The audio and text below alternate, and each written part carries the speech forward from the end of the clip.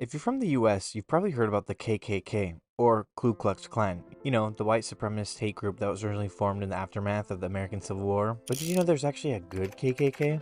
A quick jump to the other side of the world takes us to the Philippines, a country originally colonized by the Spanish. And while Spanish colonialism brought religion, language, and many other influences to the Filipino culture that can still be found today, being colonized wasn't the best for the country. You see, being colonized, the country faced racial discrimination and economic exploitation, where the native Filipinos found themselves in lower social classes compared to the Spanish and Spanish mestizos. The Filipinos had enough, and then one day, a man by the name of Bonifacio decided to do something. Bonifacio saw the growing dissatisfaction of Spanish colonial rule and thought that the only way the Philippines will ever be a happy country is if the Spanish left and the Philippines became independent. So, on July 7th, 1892, Andres Bonifacio formed the secret revolutionary society known as the KKK, or Katipunan.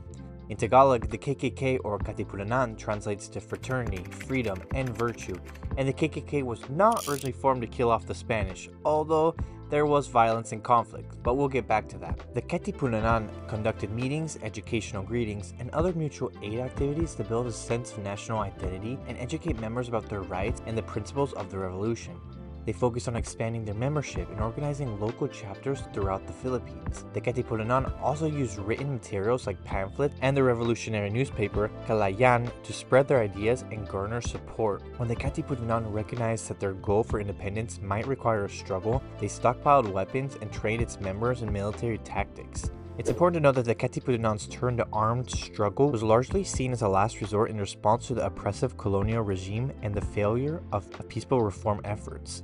The movement's primary goal was the liberation and betterment of the Filipino people, rather than violence for its own sake. The context for their actions was a struggle against colonial oppression, which was a common theme in many countries under colonial rule during that period. And the main reason the Philippines loves their KKK is because it was a catalyst for the Filipino Revolution. But it also played a significant role in awakening a sense of national identity and unity among Filipinos, which was essential for the collective pursuit of independence. The Filipinos needed to know their worth and what their country could look like without the Spanish. In summary, while the Katipunan and the Philippine Revolution were pivotal in setting the stage for independence, the actual achievement of full sovereignty was a protracted process involving additional conflicts, negotiations, and international dynamics. So, if you're a fan of the KKK, just make sure you specify which one.